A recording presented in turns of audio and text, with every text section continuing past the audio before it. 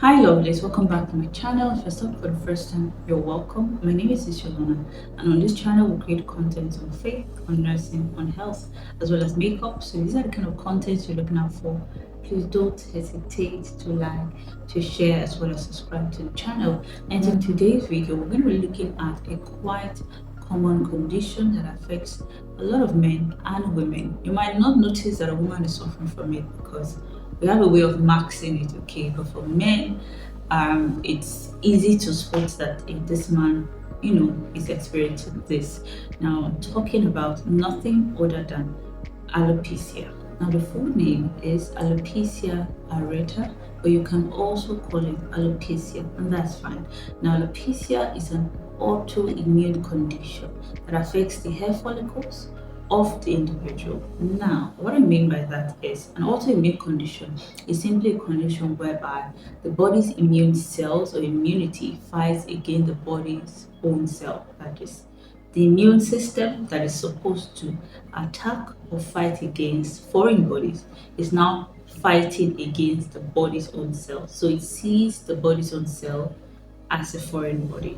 Now, for this condition, it affects the hair follicles. So it attacks the hair follicles and then it leads to alopecia, which causes patchy loss on various portions of the scalp. Now, it's important to note that alopecia doesn't just affect the scalp, no, it could also extend to various parts of the body, but it is quite noticeable because on the scalp is where you have more hair concentrated. And alopecia could either be temporary or it could be permanent. Now, there could be temporary hair loss or a permanent hair loss. Now, if you experience temporary hair loss, bear in mind that it can take a very long time before you experience hair regrowth in that region that was affected. Now, what are the possible causes of alopecia? Alopecia could be as a result of hormonal changes. Yes, now women who are going into menopause might start to experience alopecia because of the changes in hormones that is taking place there. Also, it could be as a result of aging. As the man is getting older, the woman is getting older. They might start experiencing this patchy hair loss. You could see it quite common in men or in males because they tend to start experiencing baldness. All right, it could be genetic. So if you have a family member, a father, a mother, or whatnot that experienced alopecia, you're at risk, or you could also experience alopecia. It could be as a result of certain medications and treatment. Treatments like radiation therapy, chemotherapy. You've seen women or men who are going through this treatment, they tend to experience hair loss. Certain hairstyle as well, there's something we call traction alopecia, which is the result of the pulling force of your hairstyle. It could happen at the front part of your hairline could be affected. Now that could be as a result of hairstyles that you are doing. Now, what are the risk factors for alopecia? Those things that could predispose a person to coming down with alopecia.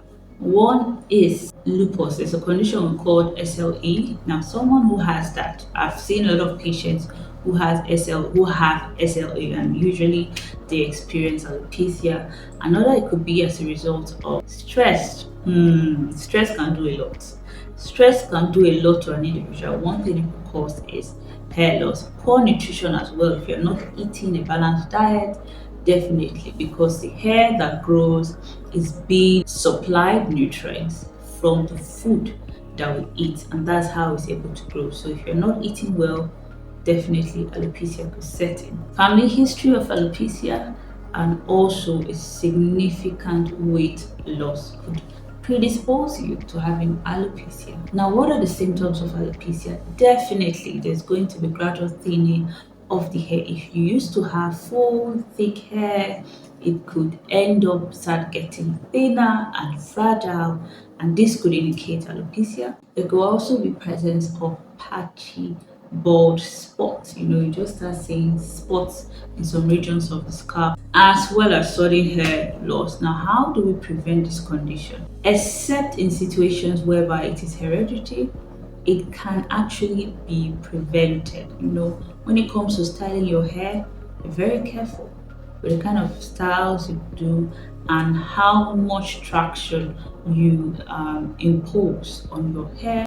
Try as much as you can to eat well, okay? There are certain food items that are very, very good for the hair on our body, be it on our scalp or on other parts of our body.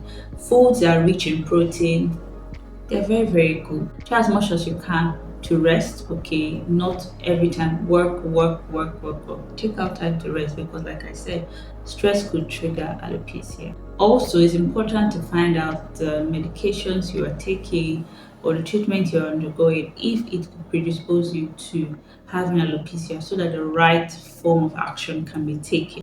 Now, what are the means of treating alopecia? One means of treating alopecia is to carry out phototherapy. There could also be topical immunotherapy carried out on a person. Certain medications can help to treat alopecia if you suffer from it.